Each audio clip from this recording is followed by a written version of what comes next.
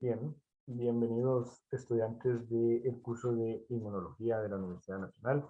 Les habla el profesor Bernal Garro y hoy vamos a hablar acerca del tema de los anticuerpos. Este es un tema pues bastante complejo y bastante largo, imposible de desarrollar en una sola sesión o en una parte tan breve de un curso, ¿verdad? En realidad es un tema del que se puede hablar muchísimo, por lo tanto lo que vamos a hacer acá es hablar de los aspectos básicos y para que ustedes asimilen algunos de esos conceptos importantes para cuando vayan estudiando. No vamos a entrar en absolutamente todos los detalles posibles del tema. Vamos a centrarnos en el tema de cómo están estructurados los anticuerpos, qué tipos de anticuerpos hay y sus funciones, y hablar un poquito acerca de este tema que es también bastante complejo, del origen genético de la diversidad de los anticuerpos, pero lo vamos a tratar desde una perspectiva fundamental, ¿verdad? De los principios básicos que debemos conocer. Pues ya hemos definido lo que es un anticuerpo en otras clases. Ahora definamos un concepto importante. Eso es lo que voy a hacer. Voy a tratar nada más de hablar de ciertos conceptos puntuales básicos que ustedes deben después pues profundizar.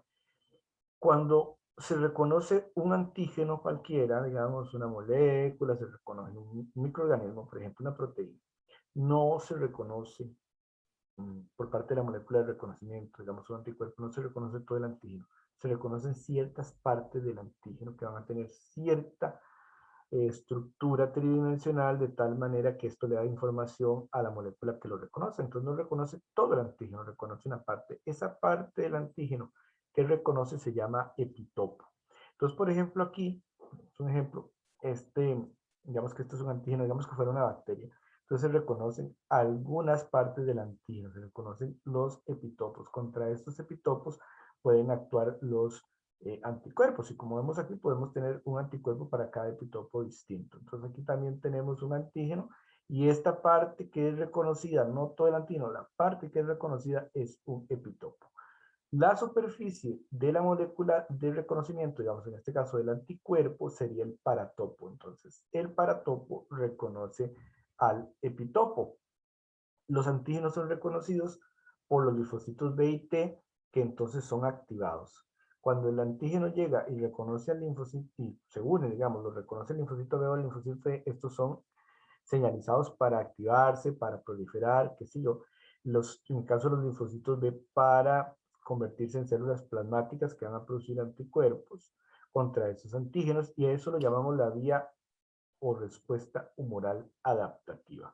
La producción de anticuerpos es la respuesta humoral que es parte de la inmunidad adaptativa. Por ahí en algunas partes más adelante está explicado, ustedes lo van a leer después, pero el asunto es que los receptores para los antígenos existen de antemano, o sea, no es que se necesita que primero el antígeno esté presente para que se desarrolle una molécula que los reconoce, sino que ya están preformados los receptores de reconocimiento de un antígeno, digamos los receptores BCR en los linfocitos B, están preformados desde antes de que se ponga en primer contacto el antígeno. ¿Ok? Eso es una cosa importante de entender. Actúa esto parecido como actúa cuando se desarrolla una resistencia a antibióticos por parte de las bacterias. No es que la bacteria tiene que estar en contacto primero con el antibiótico para después desarrollar esa resistencia, sino que si una bacteria resistente se encuentra con un antibiótico, entonces no le hace nada y esta prolifera, porque es resistente, pero era resistente desde antes. Lo mismo ocurre aquí. Ya existen los receptores y las moléculas de unión al antígeno. Por ejemplo, los receptores de los linfocitos B que se llaman BCRs. No es necesario que el antígeno esté presente desde antes. Si ocurre alguna infección de tal manera que ese antígeno en particular entra, va a haber alguna célula que lo pueda reconocer y entonces se señaliza, prolifera y produce anticuerpos específicos contra ese antígeno. Entonces son dos ejemplos parecidos e interesantes. Entonces, el concepto de antígeno, de anticuerpo, de topo, de paratopo, PCR, TCR. Recordemos que, aunque se pueden reconocer carbohidratos y otras moléculas, los antígenos por antonomasia son las proteínas. Aunque en personas con ciertas enfermedades inflamatorias, como por ejemplo el lupus eritematoso, se ha descubierto que desarrollan anticuerpos contra DNA y RNA. pero en general son las proteínas las que tienen mayor actividad antigénica y los antígenos son reconocidos por diversas moléculas del sistema inmune, por anticuerpos, por BCRs, por TCRs y por otras moléculas más.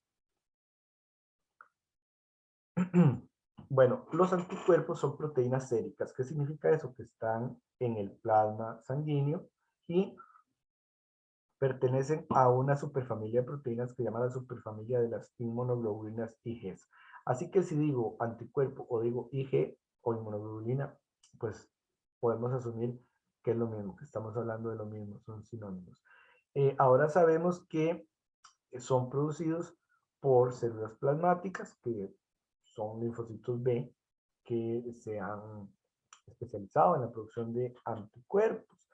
¿Qué es lo interesante aquí? Es otro concepto que por ahí también se desarrolla, pero para que lo sepamos de una vez, una célula B se va a especializar en producir anticuerpo para un antígeno específico. Entonces va a producir un tipo de anticuerpo. Eh, esta se llama la teoría de la selección clonal, ¿verdad? Que aún es muy, muy importante para explicar el tema de la inmunología y de los eh, anticuerpos. Aquí vemos cómo, según esta tesis, ¿verdad? Existe acá un grupo de células B, cada una linfocitos B, que están, digamos, naif, vírgenes, no han entrado en contacto con el antígeno. Cada uno va a tener receptores. Recuerden que el receptor de CR es un anticuerpo de membrana, porque eso es otra cosa que viene por aquí, pero que les adelanto, los anticuerpos existen en forma libre, secretada, o en forma, algunos en forma membranal. En el caso de los receptores BCR son anticuerpos anclados a membrana. Entonces aquí tenemos diferentes linfocitos B, naif o vírgenes con sus receptores, ¿verdad? Con sus anticuerpos receptores. Y si entran en contacto con un antígeno, entonces van a activarse y van a comenzar a proliferar. Digamos que el antígeno que llegó fue reconocido por este linfocito B. Entonces, este comienza a proliferar y forma un grupo de células iguales. Eso se llama una clona, ¿verdad? Eso se llama una clona o proliferación clonal. Durante este proceso, ellos se van diferenciando de tal manera que vean en el linfocito B se desarrolla un montón el sistema endomembrana. Y entonces el que fue activado por el antígeno en específico, digamos el antígeno X, va a desarrollar todo este sistema para poder producir grandes cantidades de anticuerpos contra ese antígeno X. Entonces, toda esta clona desarrolla anticuerpos contra el antígeno X que van a pasar a la circulación al resto del organismo para atacar ese anticuerpo. Y también algunas de esas células que proceden de los linfocitos, algunas van a ser las células plasmáticas que producen ese anticuerpo y otras van a convertirse en células de memoria. Entonces, las células plasmáticas que producen anticuerpos las llamamos células efectoras. Algunas personas están tratando de revisar, de discutir el modelo de la selección clónica, pero este modelo sigue siendo útil. Algunos lo critican porque no explica muy bien todos los procesos, sobre todo en lo que se refiere a cuando el cuerpo discierne lo que es propio, ¿verdad? Sus propios antígenos, que aparentemente el modelo no explica todo esto, el modelo de la selección clonal. Pero bueno, esas son discusiones que siempre existen en la ciencia, sigue siendo válido el tema del modelo de selección clonal y porque también explica que los receptores para los antígenos existen desde antes de que estos antígenos entren en contacto con el cuerpo. Y eso también ayuda a explicar un poco cómo se producen los anticuerpos, ¿no? Entonces sí es un modelo pues valioso. Eh, McFarlane, que por ahí lo veíamos en una foto, propuso que el antígeno selecciona a una sola célula B cuyo receptor va a tener un paratopo específico para el epitopo de ese antígeno. Entonces, una vez que se unen los dos, la célula prolifera y produce solo el anticuerpo contra ese antígeno. Esa activación de esos linfocitos va a ocurrir en los ganglios linfáticos y en el vaso. Y eso explica la altísima especificidad, porque es ese antígeno específico el que va a montar la respuesta y se va a montar la respuesta contra él. Un año después de eso, en el 57, de que McFarlane hablara de esto, otro científico nodal descubrió que cada célula plasmática, pues en realidad sí va a sintetizar un tipo de anticuerpo. Entonces, la selección clonal sigue siendo válida en estos aspectos, porque sigue siendo verdadera. El antígeno selecciona entre los anticuerpos producidos espontáneamente y que están preexistentes, estimulando a esas células que los poseen. Es decir, el antígeno no va a ser necesario desde antes. Preexisten los linfocitos con los anticuerpos, perdón, sí, pero con los anticuerpos receptores que los reconocen a los antígenos, y entonces el antígeno va a seleccionar a esa célula, a la que se une específicamente. Es válido y verdadero. Y luego esta selección va a llevar a que proliferen y se diferencien esas células, aquella proliferación clonal, ¿verdad? Entonces, como lo vemos acá, van a llegar los antígenos, ¿verdad? El antígeno X y el antígeno Y, pero van a ser reconocidos por diferentes linfocitos. Entonces, unos se va a especializar en producir anticuerpos anti-X y otros anticuerpos anti-Y, ¿verdad? Porque son distintos los receptores.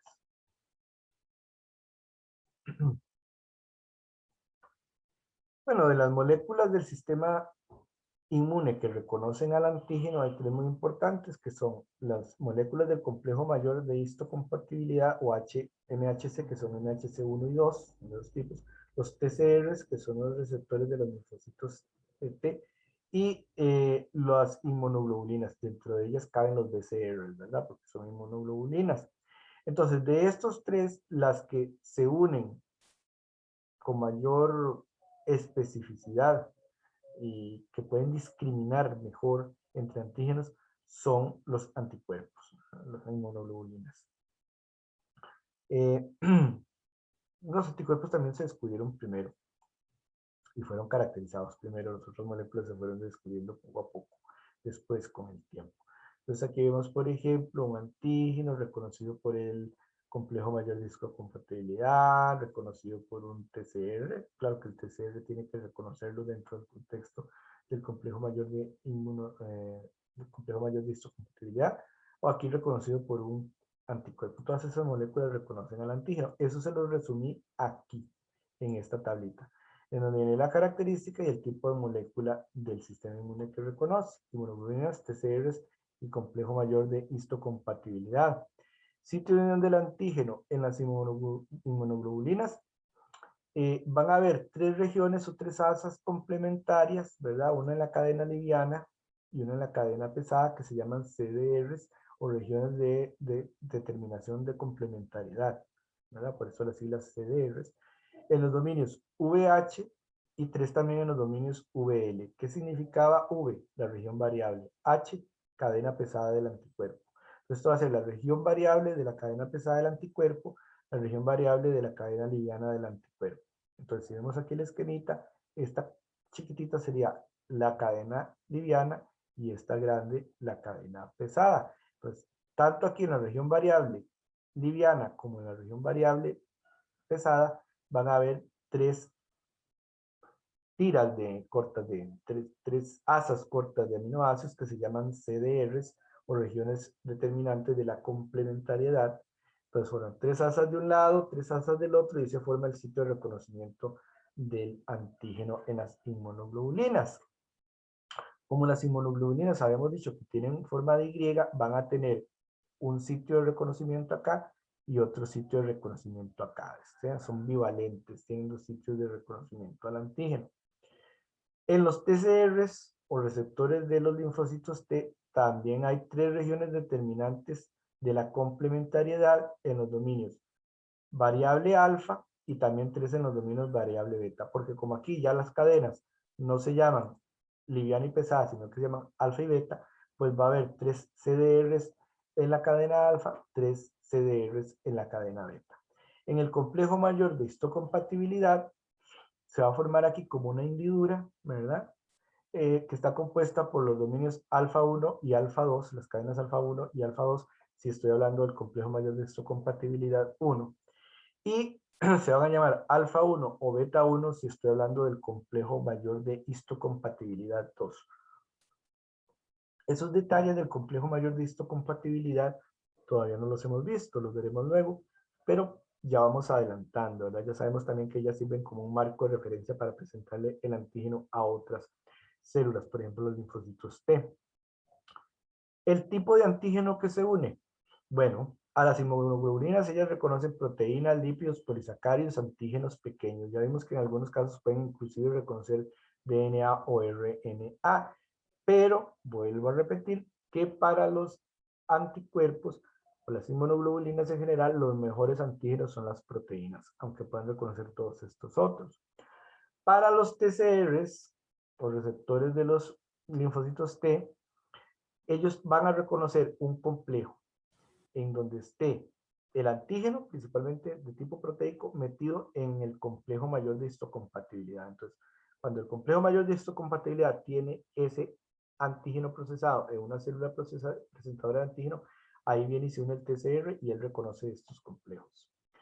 Mientras que el complejo mayor de histocompatibilidad se va a unir a antígenos peptídicos, ¿verdad? A proteínas normalmente procesadas, porque la célula presentadora de antígeno absorbe digamos, la bacteria, lo que vaya a procesar, la procesa, corta los antígenos, digamos que los procesa de manera más lineal si es una proteína, y mete aquí, en esta hendidura, ese antígeno más lineal que le presenta al TCR.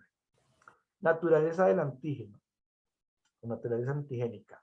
Entonces, para los anticuerpos, ellos van a reconocer epitopos tanto lineares, ¿verdad?, como en forma tridimensional, ¿verdad? Entonces, como formacionales.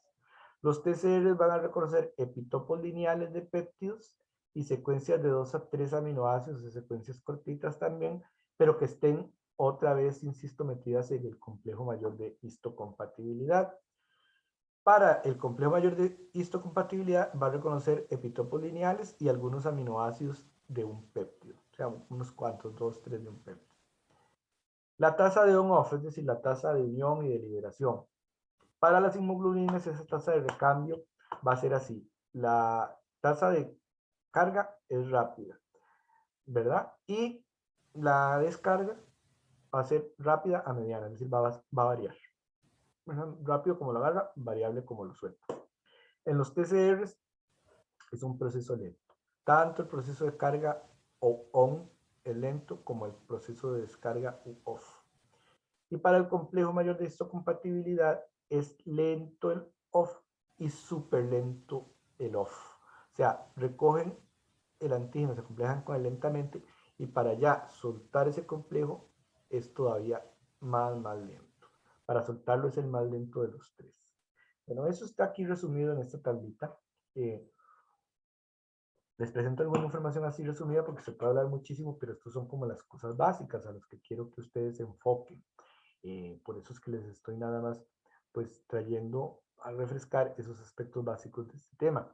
La estructura de los anticuerpos la mencionamos en algún tema anterior. Recordemos que la forma monomérica va a tener forma de Y, en donde tenemos 2 cadenas pesadas y 2 cadenas livianas. Las cadenas livianas las vamos a llamar L por light en inglés y a las pesadas H por heavy en inglés. Vean que la cadena liviana es mucho más corta, tiene una región variable y una región constante. ¿Qué quiere decir región variable? Que ahí las secuencias pueden cambiar mucho. ¿Por qué? Porque en esa parte, en esos dominios variables, es donde necesita poder discriminar entre un montón de antígenos.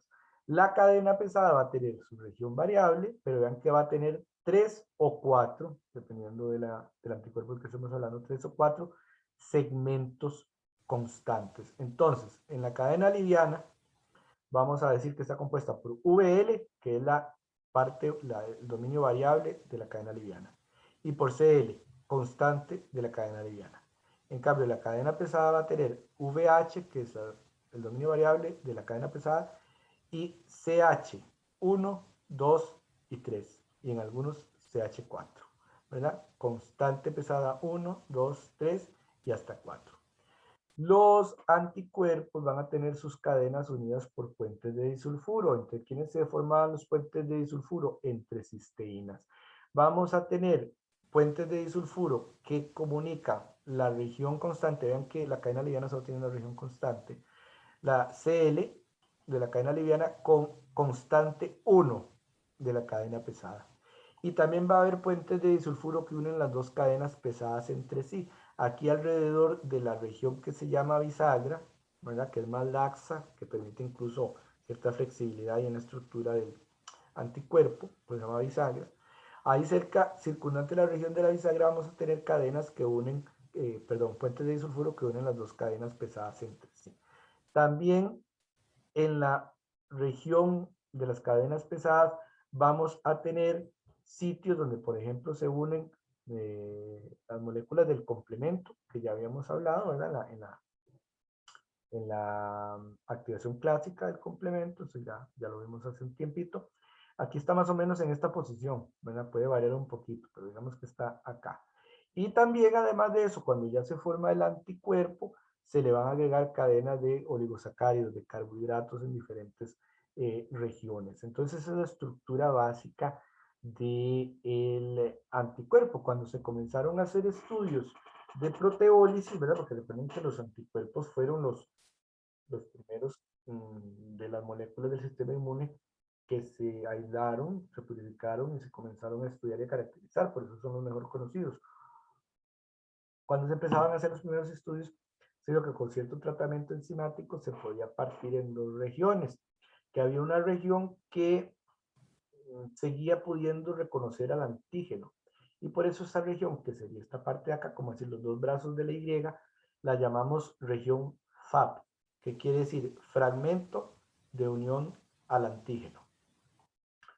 Y el resto, digamos aquí las colas, las llamamos región FC o fragmento cristalizable. ¿Por qué? Porque cuando se cortan enzimáticamente y hay varios FCs, varios de estas regiones, ellos se pueden juntar y se cristalizan, forman un cristal, son cristalizables, por eso llaman FC. Repito, una cosa importante de tener en cuenta es que la función de la región FAP va a ser el reconocimiento del antígeno y la función de la FC va a mediar las actividades biológicas. Es decir, es muy variable y va a variar de anticuerpo a anticuerpo la secuencia de estas regiones variables de acá. Por eso es que es específicamente muy particular para cada antígeno, el anticuerpo que lo reconoce. Pero esta parte aquí va a tener la importancia de que es la que va a determinar cuál es la función del anticuerpo. ¿Qué significa eso? Va a ser un anticuerpo que funciona en secreción en mucosas, va a ser un anticuerpo que está soluble en la sangre, va a ser un anticuerpo que se une a moléculas del complemento para opsonizar microorganismos, va a ser un anticuerpo que ayude a neutralizar, por ejemplo, parásitos vermiformes, es decir, gusanos, hematos, temientes, qué sé yo. Entonces, esa función biológica se la va a la parte FC, no la parte FAB. También dentro de las regiones variables puede haber regiones HV. Bueno, aquí no se ve en este esquema. Son regiones hipervariables que todavía podían variar más, Y aparte de que el proceso que ensambla la secuencia que da origen al anticuerpo ya genera una gran variabilidad a nivel del splicing, a nivel génico, todavía las células podrían sufrir, las células B, por ejemplo, podrían sufrir mutaciones que todavía podrían aumentar más el número de moléculas de anticuerpo que podrían producirse, de tipos. Entonces ustedes me preguntan, por ahí vienen los numeritos más o menos eh, redondeados de cuántos tipos de anticuerpos podría producir un humano, pero realmente ese número es difícil de definir. La podemos definir un número promedio, pero el número potencial de tipos de anticuerpos que una sola persona podría generar, juntando todos estos elementos o todos estos factores, podría ser un número indeterminado. ¿Verdad? Por encima de los millones, pero podría ser indeterminado. O sea, probablemente es un número que no lleguemos a conocer en un número exacto. Bueno, aquí vemos la estructura conformacional, digamos, eh, del anticuerpo. Entonces en azul vemos las cadenas pesadas, en verde las cadenas livianas, en rojo los dominios variables y en amarillo los dominios constantes. Okay. Hay mucha más variabilidad del tipo de fragmentos constantes para la cadena pesada que para la cadena liviana, que realmente son dos, ¿verdad? Son el kappa y el lambda para las cadenas livianas. Bien, entonces, vean que esas funciones de la parte FC son muy importantes porque ayudan en la fagocitosis, la citotoxicidad celular, La degranulación, es decir, cuando viene y se une, por ejemplo, un eosinófilo o uno de sus granulocitos a un anticuerpo que está unido a una bacteria o un parásito. ¿Por qué vienen y se unen estas moléculas, estas células? Porque tienen receptores para FAP, ¿verdad? Son receptores para FAP, perdón, para FC. Son receptores para FC. Entonces viene y se une acá el granulocito, digamos, el eosinófilo, y entonces se degranula, libera las enzimas para destruir al invasor. Entonces, esta región FC cumple con funciones de ayuda en los procesos de fagocitosis, que ya vimos en una clase anterior, citotoxicidad celular, de granulación, deposición, es decir, del complemento, unión del complemento, la netosis, que es un tipo de muerte celular en neutrófilos, el atrapamiento en mucosa, ¿verdad? Eh, unión a células presentadoras de antígeno, también señalizan a las células B para la sobrevivencia, etcétera. Y aquí en la región FAP, principalmente el reconocimiento del epitopo, que obviamente va a llevar a la neutralización y a la opsonización. Pero entonces vean que las funciones biológicas están dadas por la fracción FC. Bueno. Esto es lo que les mencionaba acerca de los estudios que se hicieron con eh, proteólisis enzimática, entonces con papaína, con pepsina. Vean que con papaína se van a liberar los dos brazos, entonces vamos a tener dos sitios de reconocimiento al antígeno. Aquí con pepsina se corta en este sentido, entonces da un bivalente, todavía hay reconocimiento del antígeno, pero da un bivalente. Vean que con papaína se generan los fragmentos FC, que son los cristalizables, con pepsina en realidad son degradados. Ok, bueno, entonces esto ya lo hemos mencionado, ahí está para que lo vuelvan a ver, aquí está otra vez la estructura, y vean que también hay eh, puentes de disulfuro intracadena, ¿verdad? Estos son intercadena, como los que ya mencionamos. Vean que este puente de disulfuro está aquí de la cadena liviana a la cadena pesada, como dijimos antes, ¿verdad? De la C de la cadena liviana a la C1 de la cadena pesada. Pero aquí hay intracadena, entonces, intracadena e intercadena. En este caso, este está atado a una membrana, pero como ya vamos a ver, hay de los dos tipos, libres y atados a membrana. Esta es la zona de la bisagra y esa zona es más flexible, le permite flexibilidad al anticuerpo. Los que están en la membrana, pues entonces va a ser, vean que en el gen original, del cual se producen, en realidad estos genes para las inmunoglobulinas tienen un montón de segmentos con diferencias en secuencia, ¿verdad? Entonces tenemos varios segmentos L, varios segmentos D, varios segmentos J, muchos segmentos C. Y entonces por splicing es que se van a formar diferentes RNAs, que pues van a ser traducidos y por eso tenemos una gran diversidad de anticuerpos. Pero entonces ven, algunos, por ejemplo, van a tener aquí un segmento que va a dar origen a una cola terminal que señaliza que ese anticuerpo va a ser secretado. ¿Por qué? Porque ese péptido señal, aquí está representado en azul, va a hacer que cuando se esté traduciendo el anticuerpo sobre los ribosomas que están en el retículo endoplásmico rugoso, ese péptido señal hace que la proteína de nacimiento entre al lumen del retículo endoplásmico. ¿Y qué pasa cuando una proteína en síntesis entra al lumen del retículo endoplásmico rugoso? Entra a la vía de secreción. Entonces, eso va a señalizar a que pase por el sistema endomembrana y llegue por vesículas hasta la membrana celular y de ahí sea secretado. Pero si, por ejemplo, va a llevar esta región terminal que está aquí en amarillo, entonces lo que va a desarrollar es que va a tener al final un segmento de alfa hélices hidrofóbicas. ¿Y eso qué va a hacer? Que quede metido entre la membrana plasmática de la célula, digamos del linfocito B, y que además tenga un pequeño, una colita corta, unos cuantos aminoácidos yuxtapuestos en la cara citosólica de la célula. Entonces, esas dos estructuras le sirven para quedar anclados a la membrana. Entonces, tenemos dos tipos de anticuerpos, unidos a la membrana o secretados, como lo vemos aquí.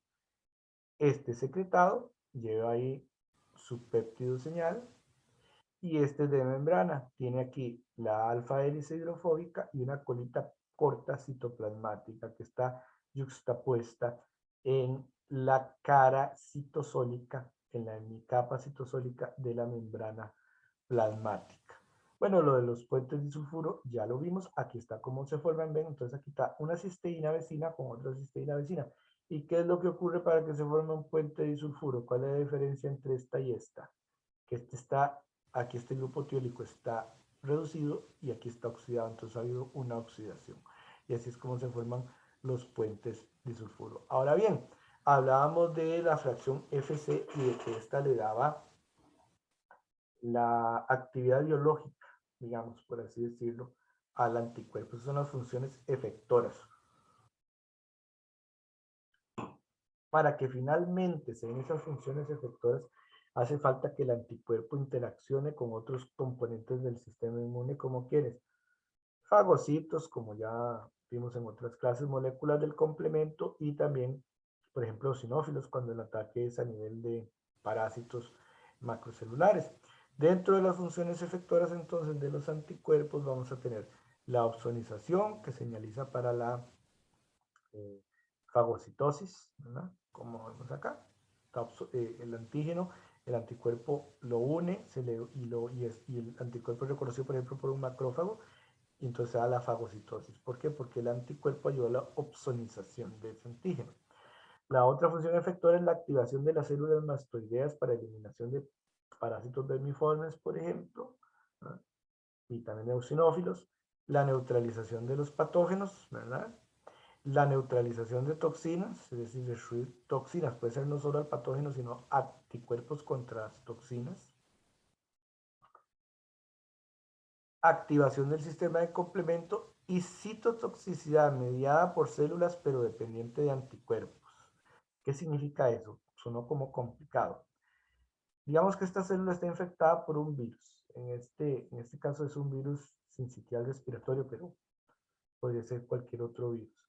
Esta célula está infectada, entonces produce señales tal que es reconocido que está infectada. Por ejemplo, aquí expone un antígeno viral que es reconocido por el anticuerpo y ese anticuerpo va a ser reconocido, vean que es por la región FC, no por la FAB, es por la FC, que es reconocido por un receptor. Hay varios receptores para FC en varios tipos de células. En este caso es una célula asesina natural, una natural killer, ¿verdad? Que dijimos que eran parte de la respuesta inmune innata. Entonces, por ejemplo, esta célula viene y reconoce al FC de este anticuerpo por medio del receptor, que es el receptor en este tipo, receptor FC gamma 3A. Viene y lo reconoce y entonces se une aquí y eso la señaliza a ella. Al unirse, se da una señalización celular compleja que hace que ella libere perforinas y grancinas. Las perforinas y las grancinas funcionan como funcionaba el complejo MAC del complemento. Van a terminar formando un poro y entonces eso va a señalizar tanto la lisis celular como apoptosis, ¿verdad? Y entonces esa célula infectada por virus es eliminada. Entonces esto es citotoxicidad mediada por células, en este caso NCAS, dependientes de anticuerpo. Y vean que de nuevo esa función está en el FC y no en el FAB. Aquí vemos un ejemplo donde se está dando inducción del complemento y fagocitosis mediada por anticuerpos, igual en células eh, infectadas. Vean que entonces, tanto el anticuerpo aquí va a hacer la vía, activa la vía clásica del complemento, va a llegar, recuerden que el que va a llegar es la C1Q, y entonces esta va, si recordamos los temas anteriores, a activar la convertasa C3, ¿verdad? Que después también va a activar a la convertasa C5 y la convertasa C5 termina produciendo el poro MAC, ¿verdad? Por lo que hay lising de la célula.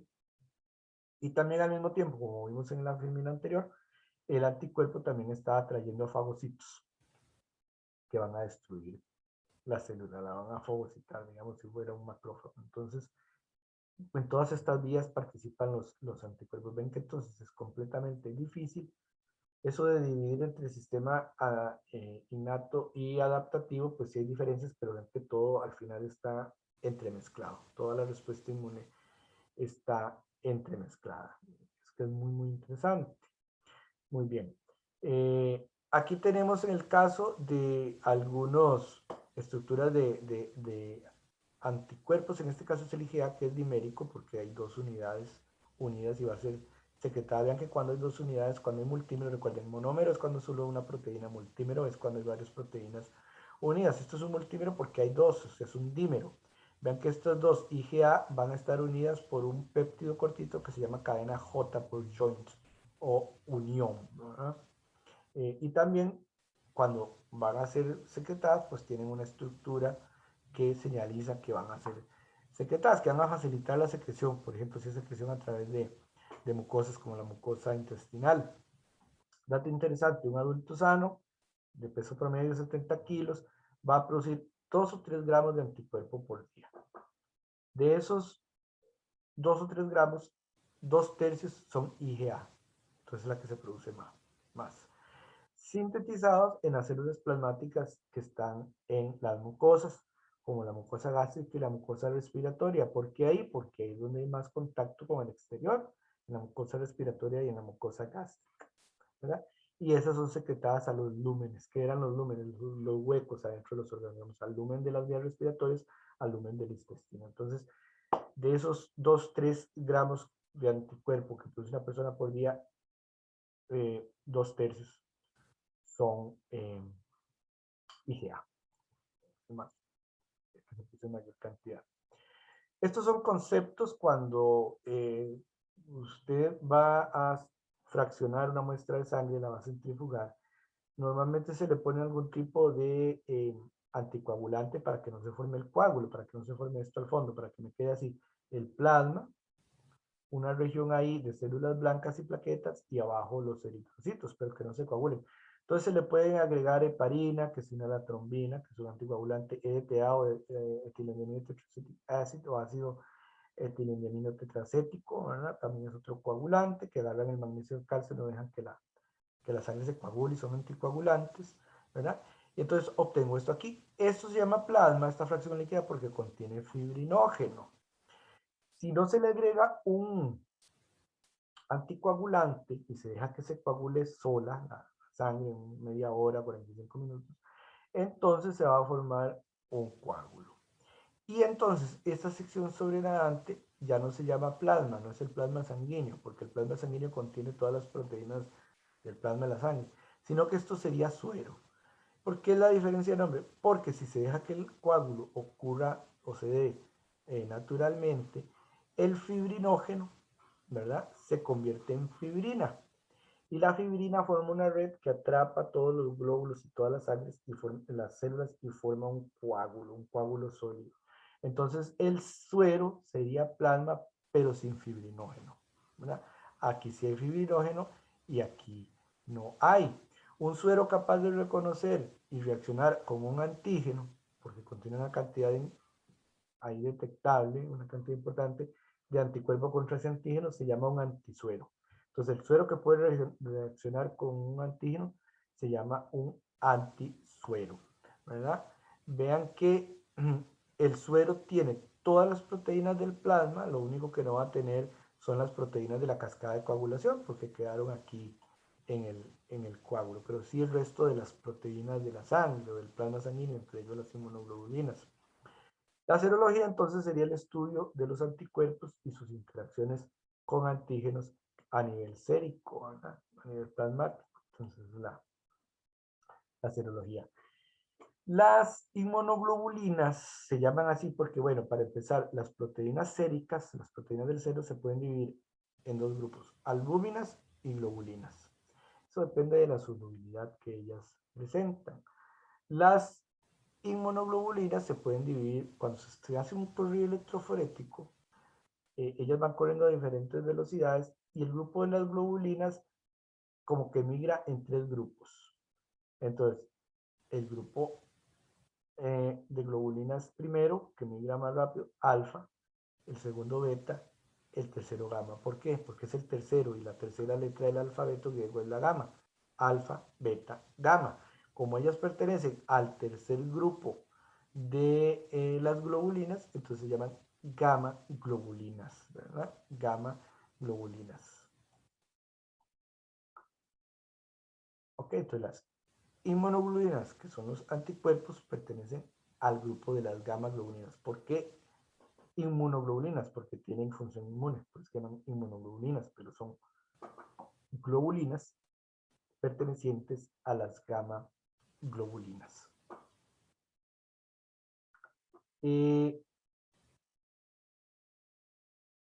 Bueno, aquí tenemos los dominios. Vean, vamos a ver, recordemos que era un dominio. Un dominio es una parte de una proteína que tiene, por su secuencia, una conformación tridimensional particular y cumple una función particular para esa proteína. Entonces es un dominio. Los dominios de los anticuerpos se llaman dominios IgEs o dominios inmunoglobulina. Son dominios que tienen más o menos 110 por ahí aminoácidos, ¿verdad? Y se van a encontrar tanto en las cadenas liviana como pesada. Entonces aquí estas bolitas, digamos, es un dominio, esto es un dominio, esto es un dominio, esto es otro dominio inmunoglobulinar. Son repetitivos y homólogos, es decir, que en la mayoría de los casos tienen secuencias semejantes, ¿verdad? Se pliegan de manera independiente, eso es característico de un dominio, adquieren una forma tridimensional específica en el espacio. Un segmento de una proteína que tiene una forma tridimensional específica en el espacio se llama un motivo, ¿verdad? Ese motivo que tiene esa forma particular en los anticuerpos se llama dominio IG o dominio inmunoglobulina, ¿verdad? Vean que estos dominios inmunoglobulina tienen puentes disulfuro intracadena, una intracadena. Otra cosa tal vez importante ver en esta figura es que en un anticuerpo, no importa si es soluble o secretado o si es de membrana, el extremo amino de las proteínas de las cadenas va a quedar en la región variable, donde se reconoce el antígeno. Entonces ahí está la mayor diversidad bioquímica para el reconocimiento de diferentes antígenos. Y el extremo carboxilo terminal va a quedar en la punta al final de la región FC. ¿Okay? Si estamos hablando de un anticuerpo de membrana, esas carboxilos terminales van a quedar en el lado citosólico de la membrana plasmática. Esto es un esquemita de un dominio de inmunoglobulina, de esos que se repiten. Vean que tiene como dos capas de láminas beta, si ustedes se acuerdan de bioquímica. En este caso, esa es como la estructura básica. Una capa tiene tres láminas beta plegadas y la otra capa tiene 4. Y vean que estas dos capas o estos dos estratos de láminas beta plegadas van a estar comunicadas por asas de aminoácidos. Esta parte en rojo y amarillo, que es, digamos, la lámina beta plegada, va a hacer que la estructura tridimensional en el espacio de ese dominio inmunoglobulina sea fijo. Estas asas de comunicación entre las dos capas de láminas beta son más pues, flexibles, son más, digamos, no están ahí tan metidas en esta estructura tan sólida, pero son mantenidas en el espacio porque están unidas a estas láminas beta. Entonces esas láminas beta son como el enrejado que permite que esas asas, que así se llaman de aminoácidos, estén ahí cumpliendo su función. ¿Y cuál es su función? Importantísima. En las regiones variables de las cadenas pesada y liviana, estas asas de aminoácidos, que son cortitas, ¿verdad? Son las CDRs. Son las zonas de determinación de complementariedad. Es decir, son las que reconocen el antígeno. 3 del lado de la variable liviana y 3 del lado de la variable pesada. Y entonces en el espacio forman el paratopo que va a reconocer al epitopo del antígeno. Así es como funciona eso, ¿verdad? Bueno, aquí lo tenemos. Las CDRs son Complementary Binding Regions, pero se llaman CDRs. son 3, y contribuyen al reconocimiento y unión del antígeno. Vean que este dominio, los dominios IGs, van a tener puentes disulfuro intracadena, de manera que se mantiene la estructura. Recuerden, hay cosas intracadena y puentes intercadena. Vean, esta está muy bonita, ¿verdad? En donde vemos que, digamos, esta es la cadena liviana, vemos el dominio constante, o CL, está al revés, CL, constante, de la cadena liviana, y este es el dominio variable de la cadena liviana o VL.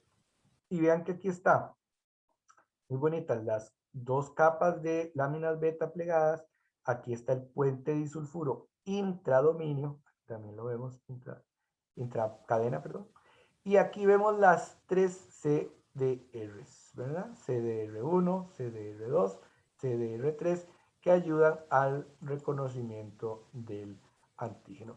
La superfamilia de las inmunoglobulinas no solo incluye a los anticuerpos, ¿verdad? Incluye a todas las inmunoglobulinas que están ahí de alguna u otra forma relacionadas. Ese dominio IG evolucionó antes de la evolución de los vertebrados. Es decir, que es una cuestión antes. Todo indica, ¿verdad?, que ocurrió evolución, como vemos aquí, porque el gen ancestral, casi que la mayoría de estas familias grandes de proteínas, vienen de un gen ancestral que sufrió eventos de duplicación. Y entonces, al haber duplicación de un gen, si digamos, ya yo tengo una copia extra, dos copias extras, las células pueden utilizar esas copias extras para ir haciendo mutaciones o para ir experimentando cambios que tengan nuevas funciones. Entonces, si se da la evolución funcional, la evolución funcional de las proteínas, por ejemplo.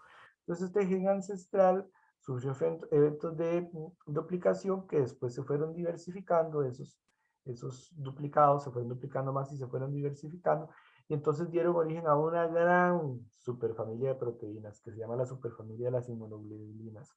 Ahí tenemos, por ejemplo, al complejo de mayor distocompatibilidad, que se divide en clase 1 y clase 2, eso no lo hemos visto, los receptores T o TCRs y las moléculas que coayudan al TCR, ¿verdad?, que son correceptores, eso la hemos visto lo básico. Tenemos a los anticuerpos, ¿verdad? Dentro de ellos están los BCRs, que también ya los hemos visto un poquito, los anticuerpos que estamos viendo hoy. Y después tenemos otros grupos como ciertas moléculas de adhesión como las ICAMs, las VCAMs, las LFA y algunos otros receptores inmunoglobulínicos. Entonces vean que es una gran superfamilia, la superfamilia de las inmunoglobulinas. Los dominios de las inmunoglobulinas se dividen en similares a V, a variable, o similares a C, según se acerquen más o se homologue más hacia las secuencias de las regiones variables o de las regiones constantes. Hay un tercer tipo de dominio, no solo los tipos V, tipo C, sino que se llaman C2, o también llamados dominios H, que tienen una longitud similar a C, pero tienen tanto homología con los dominios V como con los dominios C. Esos son los dominios H, pero tampoco están en todas las inmunoglobulinas. Aquí vemos de nuevo algunos ejemplos de las familias de las inmunoglobulinas. Los anticuerpos, en este caso un BCR, receptor, ¿verdad? Pero puede ser libres. Los TCRs, receptores de los linfocitos T, complejo de histocompatibilidad 1. Aquí tenemos una que actúa como correceptor, la CD4, por eso las células creatinas se llaman CD4 positivas. CD28 que ayuda, que sirve como coestimulador o correceptor estimulante de los linfocitos, ¿verdad? Y aquí tenemos una molécula de adhesión, la ICAM1. Bueno, todas esas son de esa superfamilia. Esto que les he venido, que viene aquí, ya se los he venido explicando. Vean que aquí, si esta es la cadena liviana y esta es la cadena pesada, aquí están las 3 CDR de la liviana, las 3 CDR de la pesada, y entonces forman el sitio de reconocimiento, pues, del antígeno, ¿verdad?, que vemos acá, unido. Aquí también vemos eso, una cadena, digamos, liviana y una cadena pesada, y aquí vemos los CDR de una de las dos, en este caso de la pesada, CDR1, CDR2, CDR3, entonces van a formar, aunque este esquemilla no me gusta mucho, pero entonces vamos a tener las CDRs de la cadena liviana L1, L2, L3, las CDRs de la cadena pesada H1, H2, H3 y juntos conforman el paratopo al cual se va a unir específicamente un antígeno. Hay muchos contactos, todas son importantes, pero la CDR3 es sumamente importante. La CDR3 que vemos aquí en el medio es sumamente importante, ¿verdad? Incluso hay algunas interacciones del antígeno con el anticuerpo en el cual algunas de estas CDRs pueden incluso quedar por fuera del área de contacto y que incluso el antígeno contacte con algunos aminoácidos de la parte fija, ¿verdad? De las partes no CDR del dominio V. Eso ocurre en algunas instancias. Ahora, los anticuerpos los podemos dividir en isotipos según la función de la región constante. Recuerden que la región constante es acá, esta parte de acá, que hay una parte en la región FAB, pero principalmente están en las regiones FC de los anticuerpos. Los isotipos entonces van a darnos diferentes tipos de anticuerpos según la función. Los dividimos en IgA, IgD, IgE, IgG e IgM. Según la cadena pesada, ¿verdad? Sea alfa, C alfa, C delta, C epsilon, C gamma o C mu. Que esto las vemos acá, ¿verdad?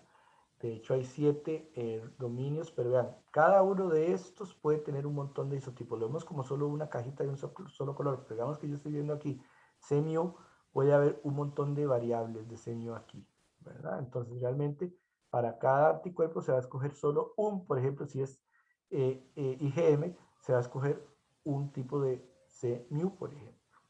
Entonces ahí la diversidad que se puede generar es increíblemente grande. Ven aquí, está IgA, IgG e IgD tienen 3 segmentos constantes, mientras que IgM e IgE tienen 4. ¿Ven? No todos van a tener 4. Vean, por ejemplo, IgE aquí tiene 1, 2, 3, 4. Pero IgA tiene 1, 2, 3. IgM vuelve a tener 1, 2, 3, 4. Bien. Estas cadenas C, ¿verdad? De la región constante, son las que van a dar toda aquella funcionalidad biológica que ya mencionamos, que si es para ozonización, para fagocitosis, para citotoxicidad mediada por células, etc. Otra característica interesante es que la región de bisagra, como les mencionaba, es flexible y permite que un anticuerpo se una con un antígeno, que pueden estar más juntos o pueden estar más separados. Vean, por ejemplo, acá, estos dos antígenos están más unidos. Recuerden que cada molécula de anticuerpo que es monomérica es bivalente porque tiene 2 sitios de unión al antígeno. Aquí están cercanos, no hay problema, pero aquí que están un poco más lejanos, se puede flexionar el anticuerpo. Y entonces eso lo permite la región de la bisagra. Entonces puede reconocer esos antígenos que están un poquito más lejanos. Esa región de la bisagra se encuentra entre los segmentos CH1 y CH2. Puede medir entre 10 a cerca de 60 aminoácidos de largo. Es una zona que da diferencias entre los diferentes subtipos o isotipos de un anticuerpo. Los isotipos se dividen en subtipos. Entonces, la secuencia de la región de la bisagra cambia de un subtipo a otro en la IgG, por ejemplo. También la VH, la región variable, puede rotar. Y eso también, junto con la flexibilidad de la zona bisagra, le permite al anticuerpo pues, ser bastante flexible en cuanto a la espacialidad de su unión con el antígeno. En cuanto a cadenas livianas, en el humano hay 2 tipos, ¿verdad? Kappa y lambda. Se diferencian en los sistemas carboxilo terminales, ¿verdad? Cada anticuerpo va a tener 2 cadenas idénticas. Si tiene lambda, son 2 lambdas. Si tiene capa, son 2 capas. En los seres humanos, el 60% de los anticuerpos tienen cadenas livianas capa y el 40% cadenas livianas lambda. Aquí vemos la estructuración de una cadena liviana. Entonces vean que está la región constante de la cadena liviana, por eso se llama CL, Vean que no se confundan mucho, ¿verdad? Porque tienen que recordar, si es la cadena liviana o si es la cadena pesada. Y si estamos hablando de segmentos V o si estamos hablando de segmentos C. Todavía vamos a ver que en las cadenas pesadas tenemos todavía más regiones. Tenemos la región V, la región J o joint de unión, la región D de diversity o diversidad y la región C de constante. Ahí todavía tenemos más regiones. Bueno, vean en esta cadena liviana, entonces tenemos CDR1, CDR2, CDR3 y con las regiones que están, las regiones marco que están ahí en medio con otros aminoácidos que no pertenecen a esas asas de CDRs que son los que reconocen el antígeno. Bueno, aquí de nuevo hay otra tablita entonces donde ustedes tienen los isotipos de anticuerpos y características principales. Esto también es muy importante pues interiorizarla, ¿verdad? Porque si hay algo que resuma información importante de este tema es en las tablas que les puse acá. Entonces, por ejemplo, la IgA, y aquí vemos cuál es la cadena pesada y subtipos. Vean que la IgA puede ser IgA1 o IgA2, porque la cadena pesada puede ser alfa 1 o alfa 2. Concentración de la IgA en el suero, en miligramos por mililitro, 3.5. Vida media sérica, o sea, vida media en la sangre, 6 días. Forma secretada, se secreta como monómeros, como dímeros o como trímeros. Recuerden que cuando se secretan como multímeros tienen una cadena J, una cadena de unión. Función, inmunidad en las mucosas. Entonces la IgA es la que vamos a hallar en grandes cantidades en los lúmenes y en las mucosas. Por eso no esperamos encontrarla en grandes cantidades a nivel sanguíneo. Sin embargo, vean que son 3.5 miligramos por mililitro. Siempre sí hay, pero son principalmente las que tienen inmunidad a nivel de las mucosas. Están ahí esperando a que vengan antígenos para unirse a ellos y entonces iniciar la cascada del complemento, iniciar la fagocitosis, qué sé yo. La IgD delta tiene como cadena pesada la cadena delta, ¿verdad? Y no tiene isotipos, no tiene perdón, el isotipo es delta, no tiene subtipos, ¿verdad? Vean que alfa sí tenía subtipos, alfa 1, alfa 2, este no tiene subtipos, delta no tiene subtipos. La concentración sérica es mínima, muy poca, rastros. Vida media, 3 días en sangre. Forma secretada, ninguna, no se secreta. La función es el receptor para antígenos en linfocitos B naïf. Vean qué importante. Los receptores de los linfocitos B naïf son IgD. ¿Qué era naïf? El linfocito virgen que todavía no ha entrado en contacto con el antígeno. Pero vuelvo y repito, vean qué importante. Ya él está preformado ahí, sin necesidad de que antes haya habido antígeno. Lo que sí es necesario es que haya antígeno para que el linfocito naïf se active y empiece a producir grandes cantidades de anticuerpos secretados contra ese antígeno. Son cosas distintas. La IgE tiene su cadena pesada, se llama epsilon, no tiene subtipos. La concentración sérica es poquita, 0.05 miligramos por mililitro, vida media de 2 días, no es muy larga, es la más cortita. Forma secretada, forma monomérica y actúa en la hipersensibilidad inmediata de ataque a los segmentos.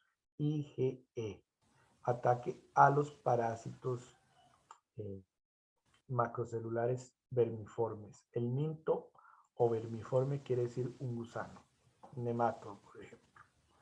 La IgG, su cadena pesada, ¿verdad? Son las cadenas pesadas G1 a 4. Y entonces sus subtipos van a ser gamma 1, gamma 2, gamma 3, gamma 4. Concentración sérica, 13.5 miligramos por mililitro. Vean que tiene gran presencia a nivel sanguíneo, la más presente. Vida media sérica, larga también, 23 días. Se forma secretada como monómero. Y función, activación del sistema de complemento, esto es muy importante ahí, opsonización, importantísimo. Citotoxicidad mediada por células dependientes de anticuerpos, que pertenece, casi que tiene todas las funciones efectoras. Inhibición por feedback o retroalimentación de las células B e inmunidad en el neonato. O sea, cuando el bebé acaba de nacer, los primeros tiempos de vida, su principal defensa es la IgG. Entonces vean que esa es importantísima. Todas son importantes. Todas. La IgM tiene como cadena pesada amio y no tiene subtipos. La concentración sérica es de 1.5 miligramos por mililitro, vive aproximadamente 5 días en sangre y es secretada como pentámero, o sea, 5 se unen para formar una IgM secretada. Si es un pentámero, tiene 5 anticuerpos. Entonces, ¿cuántos sitios de unión antígeno va a tener? Si cada monómero de anticuerpo tiene 2, 2 por 5, 10.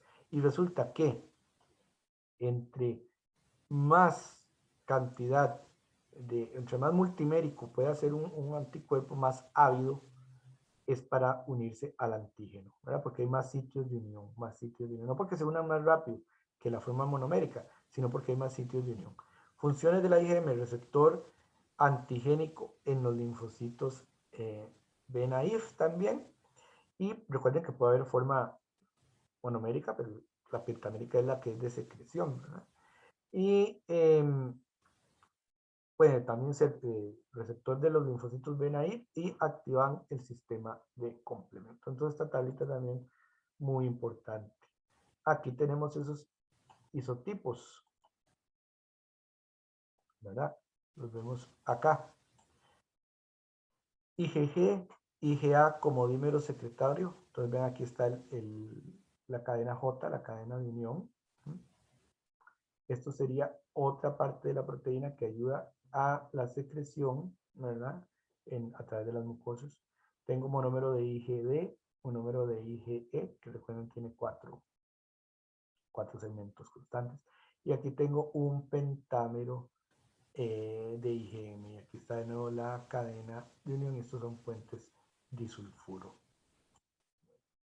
Entonces, bueno, eso está como resumido en la tablita, ¿no? Pero ahí lo pueden volver a repasar. Vean que, por ejemplo, aquí ejemplificando con la IgA de secreción, vemos que esta célula plasmática, recuerden que una célula plasmática viene de un linfocito diferenciado que ha proliferado. Digamos que esta célula plasmática está produciendo esta IgA en forma de dímero. Ella viene y por esta región de acá es reconocida por un receptor de transporte a través de mucosa, que está en la membrana celular de una célula epitelial de una mucosa. Entonces, ese receptor va a agarrar a la IgA, va a reconocer que es de secreción por estos segmentos y va a unirla de manera que por endocitosis se forma una vesícula que va a atravesar el epitelio, va a pasar de la cara vasolateral, que es la cara vasolateral, la que da hacia el vaso sanguíneo, y va a llevarlo a la cara apical, a la que da al lumen. Entonces imaginémonos que estuviéramos hablando del intestino, aquí estaría el lumen o hueco del intestino y aquí estaría la sangre. Entonces este receptor hace que haya endocitosis y viaje la vesícula de la cara vasolateral a la cara luminal, ¿verdad? Es decir, a la cara que da hacia el lumen, luminal o apical del epitelio, y aquí se libera. Vean que al liberarse la IgA se lleva este pedacito del receptor, que es la que se llama, partícula secretoria. Entonces se libera hacia el lumen y ahí cumple su función inmunológica. Muchas especies difieren en las cadenas C de los anticuerpos. Entonces son diferentes entre especies. Esto hace que sea difícil cuando se desarrolla un anticuerpo en otro ser vivo. Por ejemplo, ahora con lo del coronavirus estaban intentando desarrollar anticuerpos en caballo y después agarrar los anticuerpos anti-SARS-CoV-2 del caballo e inyectarlos a un enfermo para que esos anticuerpos atacaran el virus. ¿Qué es lo que pasa con este tipo de terapias? Que a veces es difícil que funcionen porque entre especies las cadenas, las regiones constantes de las cadenas de los anticuerpos varían mucho. Entonces el cuerpo monta una región inmunológica contra esos anticuerpos.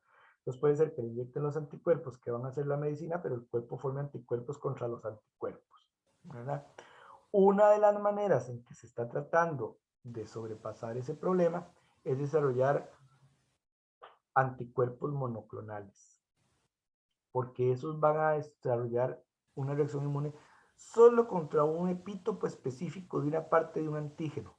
Entonces, para que no ataquen a esa otra parte, para que no monten una función inmune. Entonces, los anticuerpos monoclonales tienen un montón de posibles aplicaciones. Esta que les estoy diciendo es terapéutica, pero tienen un montón en screening, en marcadores, es decir, un montón de cosas.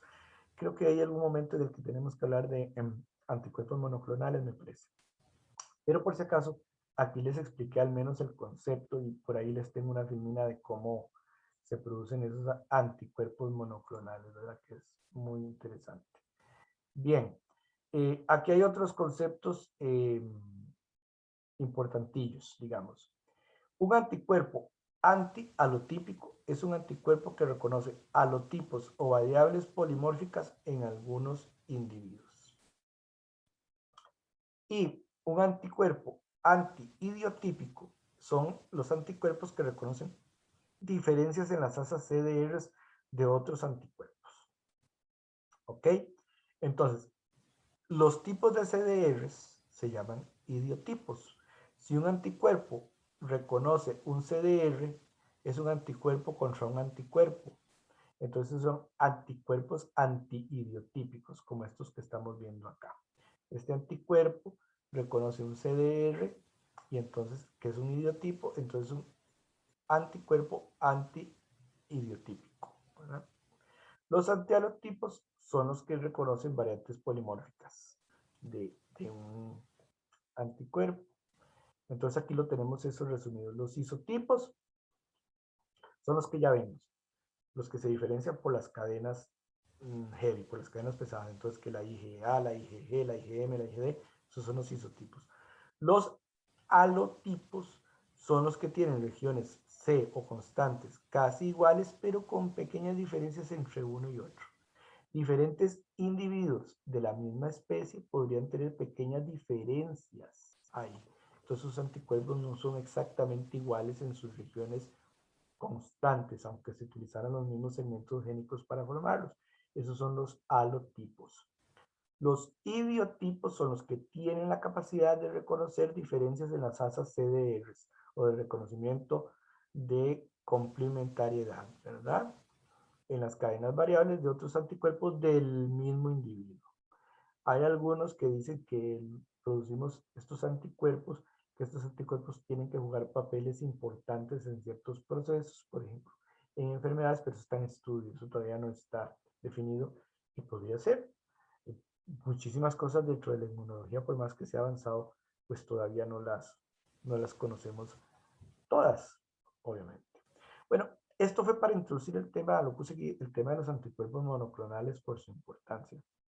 Vean que si, por ejemplo, a mí me interesa el antígeno X y que hay un anticuerpo que solo se vaya contra un epítopo específico, ese epítopo yo lo preparo como, y va a ser mi antígeno X, lo inyecto en un organismo, digamos en un ratón, y dejo que el ratón monte una respuesta inmune.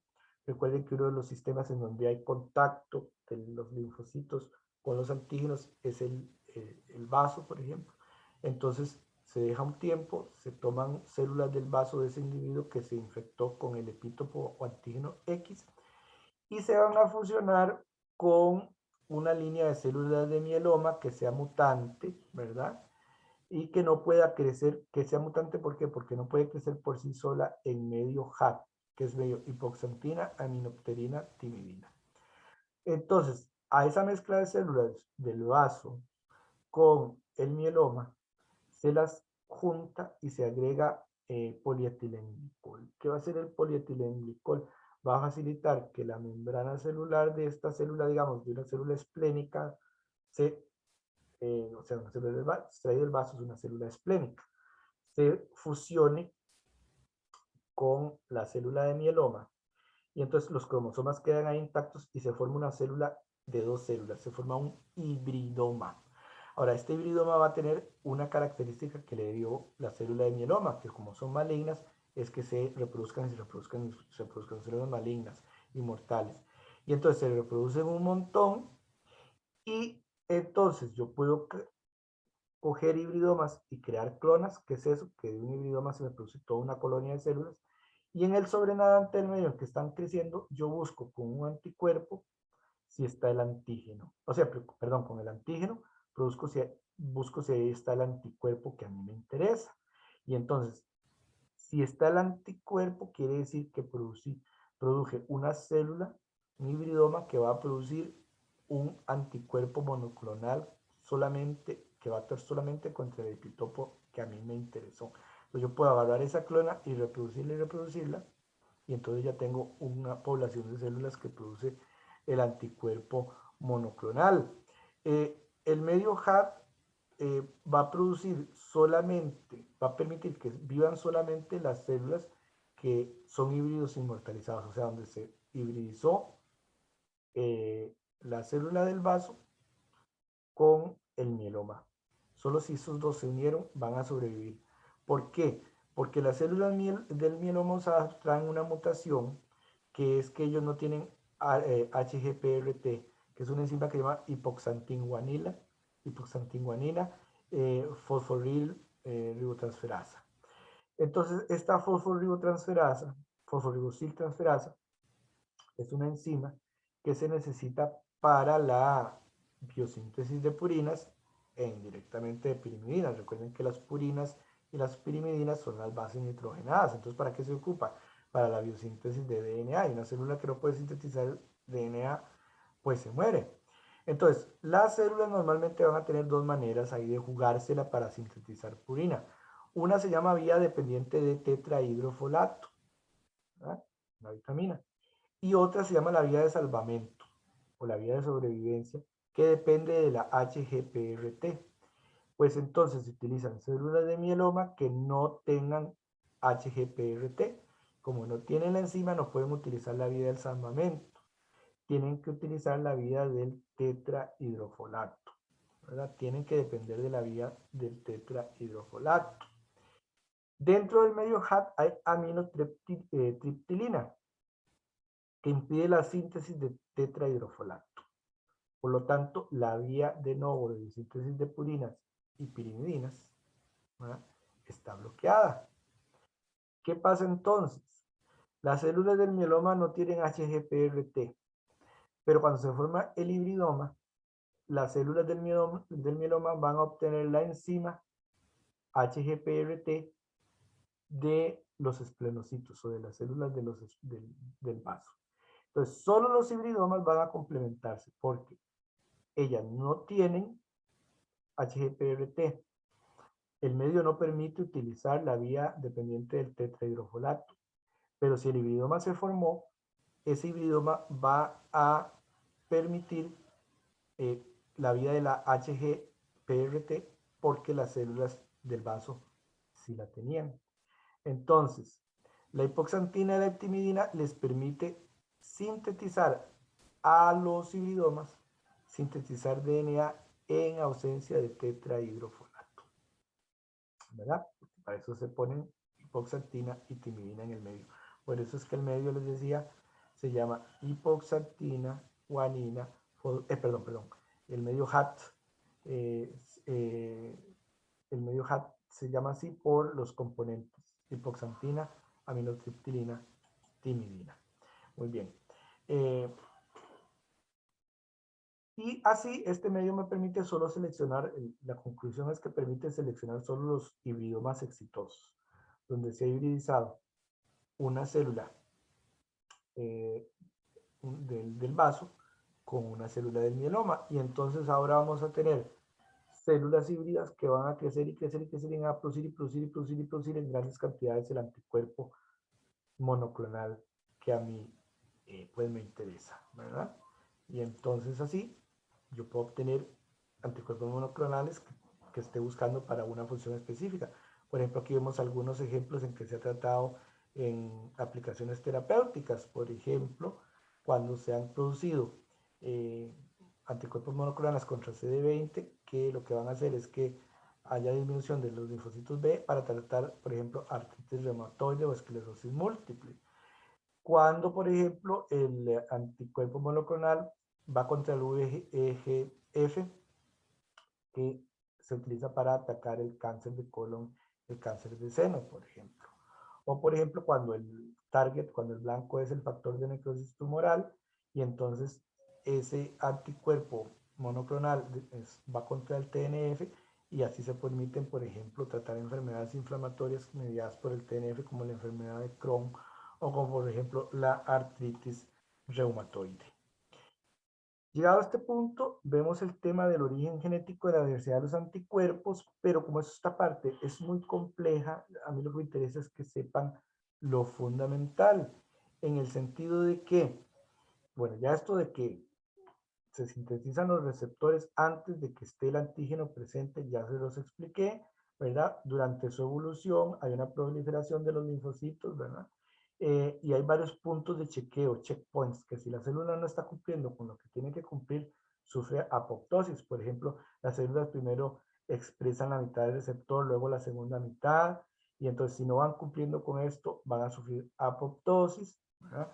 Luego hay una selección positiva, es decir, que reconozcan débilmente lo propio y entonces sobreviven. Si lo reconocen fuertemente, van a entrar en apoptosis. La cuestión es que al final del proceso vamos a tener una célula ahí que pues está madura, pero no, todavía no ha interactuado con un antígeno foráneo, por ejemplo. Entonces, durante estos procesos de la proliferación y la especialización de los linfocitos, estamos hablando de T y de Bs, ¿verdad? Pero podemos enfocarnos en las células, enfocémonos en las células B, que son los linfocitos B que generan los anticuerpos que se secretan. La cadena, las cadenas van a tener las regiones variable, V, de diversidad de unión J, las cadenas largas, ¿verdad? Y las cadenas pues cortas van a tener sus segmentos. Y entonces resulta que lo que hacen las células es, sin utilizar grandes cantidades del genoma, recombinan segmentos de los genes que dan origen a estas cadenas y entonces forman como rompecabezas recombinados y así se generan gran cantidad de antígenos. Eso se llama la recombinación VDJ, ¿verdad? Eh, Vean que aquí tenemos la región V variable, la región D de diversidad y la región J que va a unir con las cadenas constantes, ¿verdad? Con las regiones constantes. En 1965 estos señores Dreyer y Bennett propusieron que cada cadena de anticuerpos está codificada por al menos dos genes. Esto iba en contraposición al principio de Biedl y Tatum de un gen, una enzima. Bueno, después resultó que sí es así como se dan. Entonces, estos dos genes serían por lo menos uno para la región variable y una para la región constante que se recombinan. Y se recombinan tanto a nivel de recombinación del DNA como splicing del de RNA mensajero. O sea, ocurren las dos cosas. Y bueno, uno puede estudiar primero el arreglo embrional o germinal en las células no diferenciadas y después los relevos que ocurren para formar pues la inmunoglobulina madura. Aquí se ejemplifica, por ejemplo, para un TCR, para un receptor de linfocito T. Entonces vean cómo el gen germinal tiene un montón de segmentos, ¿verdad? Para la región V, para la región D, para la región J y para la región C. Vuelvo y les repito, cada uno de estos cuadritos tiene en realidad un montón de secuencias eh, diferentes, ¿no? Entonces, ocurre una recombinación a nivel del DNA que trae cerca, ya se agarra un V, una región D, una región J, y por azar, cualquiera de esos segmentos, de cualquiera pudo haber sido, se le une una región, así que este DNA está rearreglado, ¿verdad?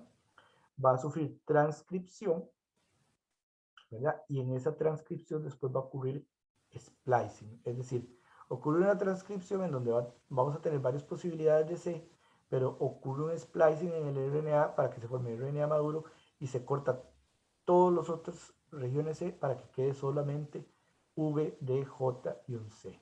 Y entonces ya este es el RNA maduro mensajero que se traduce para producir esta cadena larga que pudo haber sido por azar cualquiera de estos otros segmentos.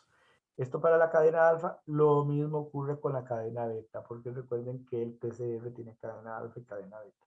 Y entonces vean que la cantidad posible de combinaciones es gigantesca. gigantesca, ¿verdad? Tres locis separados codifican todas las cadenas H, las cadenas liviana K y las cadenas liviana eh, lambda. Entonces podemos decir que tenemos tres tipos de loci. Los loci para las cadenas pesadas, los loci para las cadenas livianas kappa y los loci para las cadenas livianas lambda. Vean que el DNA tiene que contorsionarse y arreglarse, ¿verdad? Esto lo podemos llamar recombinación, no es recombinación homóloga, bueno, no hay que confundirlo con la recombinación homóloga, pero esos ya son detalles de otros cursos, ¿verdad? Esto que podemos llamar recombinación, el DNA tiene que ser rearreglado, ¿verdad? Vean que vamos a tener, aquí no están todos representados los que hay, pero vamos a tener secuencias NH que son enhancers que activan promotores específicos para que se transcriban esos genes. Entonces tenemos locus para las cadenas pesadas, de aquí tenemos todos los posibles segmentos. Vean por ejemplo aquí, esto era lo que les explicaba antes. Este es el segmento para CMU. Recuerden que tengo CMU, C delta, C gamma 1, 2, 3, ¿verdad? Todos esos. Pero vean que aquí este CMU, por ejemplo, tiene un montón de posibilidades, de alternativas. Por azar se elige una. ¿Verdad? El segundo grupo de locus son los locus para las cadenas light o L capas.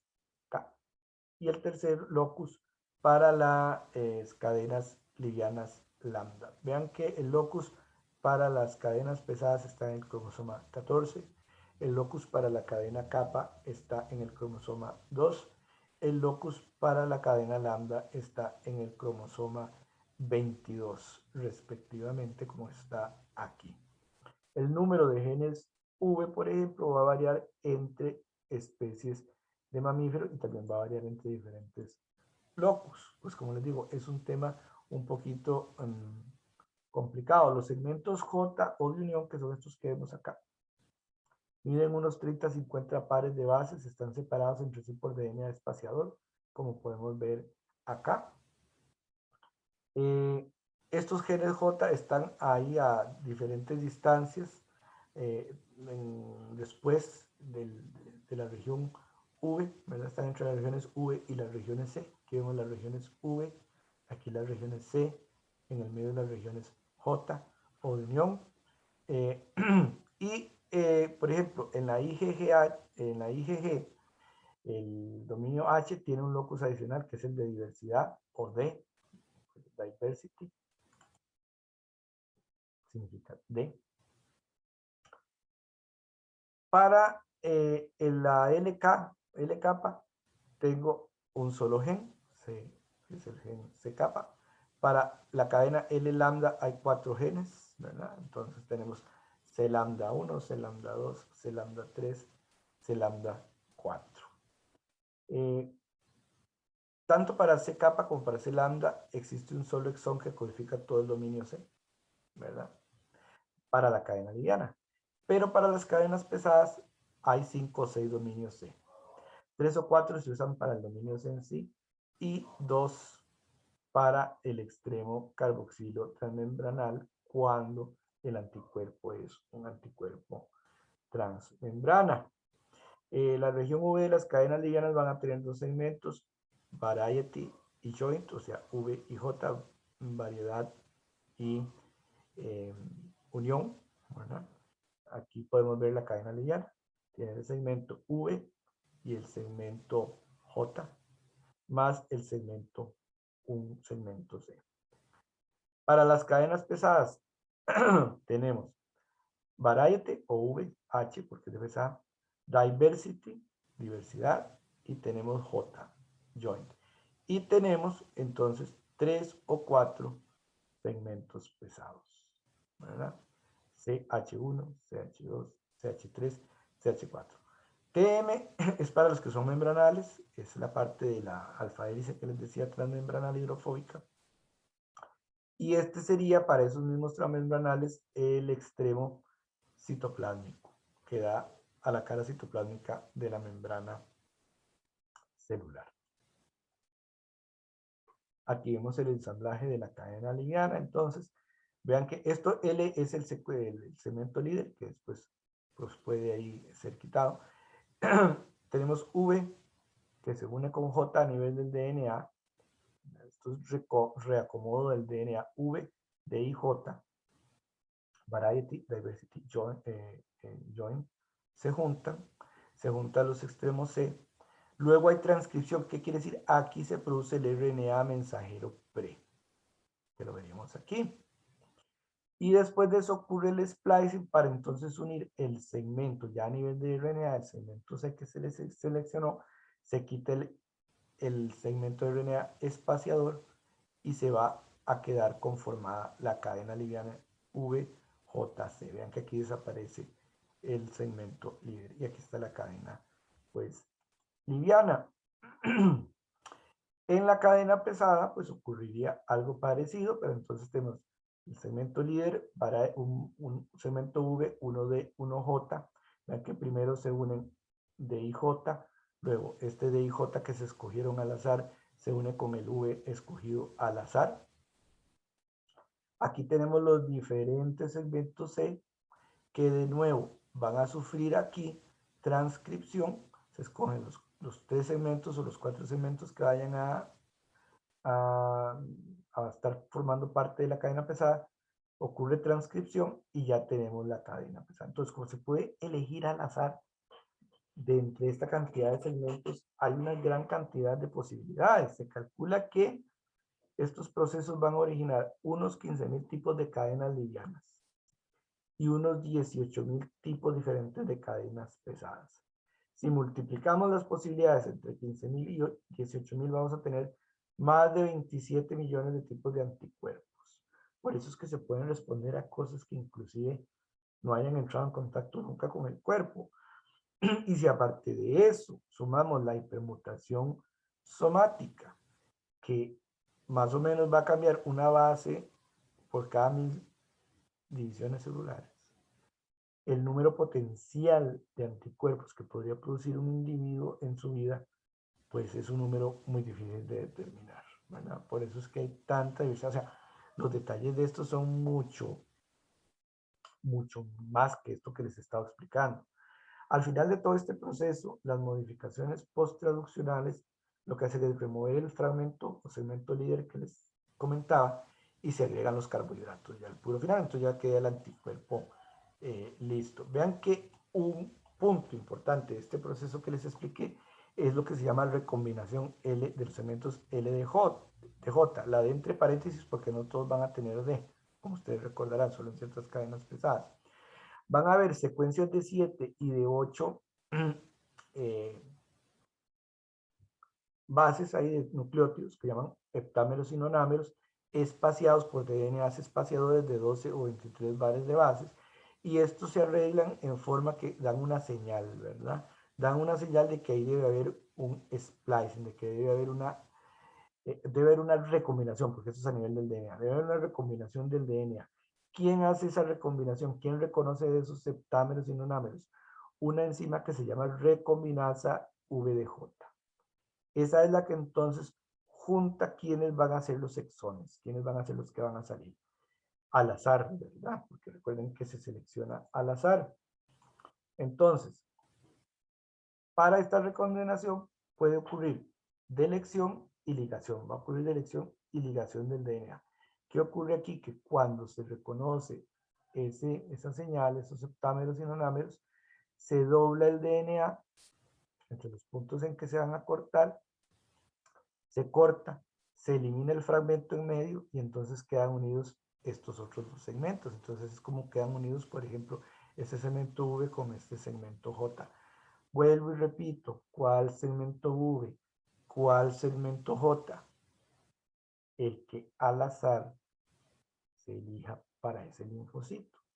Y ese linfocito va a especializarse solo en esa molécula, solamente en eso. Todos los otros ya no se van a usar porque otros linfocitos usan otros segmentos de los genes, ¿verdad? Todo eso es por azar. Si el gen de la parte variable está en dirección opuesta, puede ocurrir inversión del DNA. ¿Ven aquí?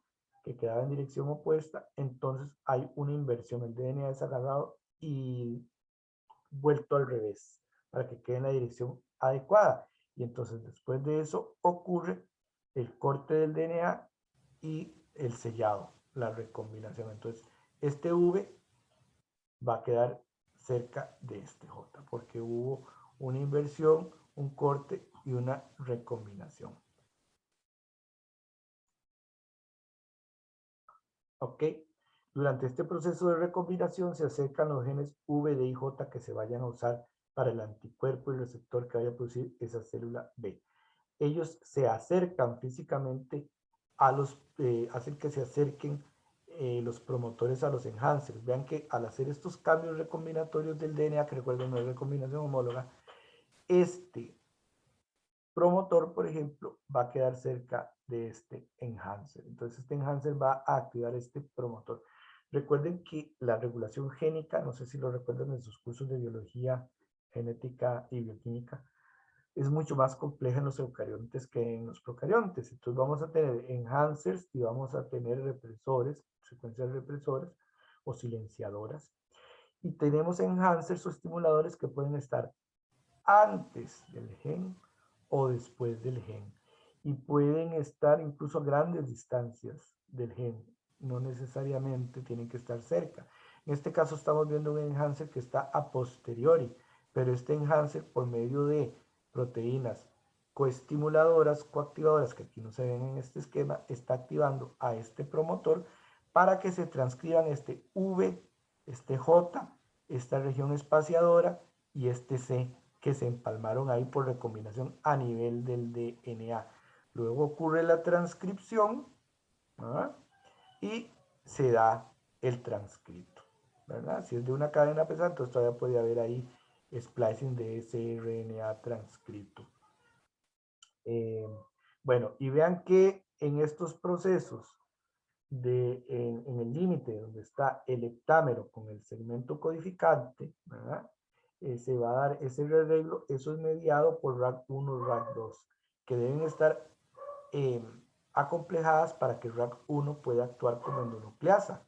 Entonces recuerden que una endonucleasa es una enzima que corta en medio de una secuencia genética. Entonces RAC1 solita no puede actuar, pero si se acompleja con RAC2, RAC1 se convierte en endonucleasa y corta aquí en el límite del heptámero con la cadena codificante, de tal manera que esta bola de DNA se escinde, se va, se corta y se pegan estos dos segmentos para que quede pegado este segmento V con este segmento J.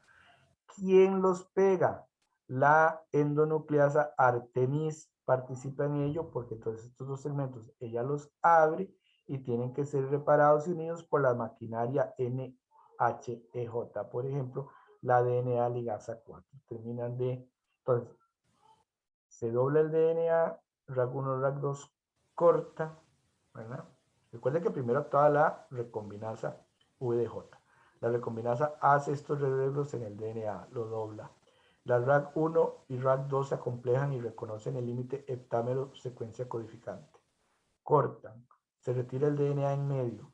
Estos dos extremos hay que unirlos. Para eso viene la endonucleasa Artemis que hace cortes acá para que estos cortes sean reconocidos y reparados por maquinaria como la NHEDEJ, como por ejemplo principalmente la ligasa 4, pero XRCC4 actúa como un cofactor importante para la enzima, que lo que hace es rellenar el huequito, pegarlos y ya quedan pegados. Entonces vean que la secuencia es compleja, pero es muy interesante. Y como se selecciona al azar cuál segmento y cuál otro segmento se va a unir con cuál segmento C, pues entonces tenemos un proceso que nos permite generar una amplísima biodiversidad de inmunoglobulinas, de anticuerpos y receptores para el linfocito B. Es un tema muy complejo, es un tema que lleva mucho más que hablar, pero aquí están por lo menos los conceptos fundamentales a tener en cuenta acerca de la biología de los anticuerpos. Espero que les haya parecido muy interesante y nos vemos en la siguiente clase. Gracias.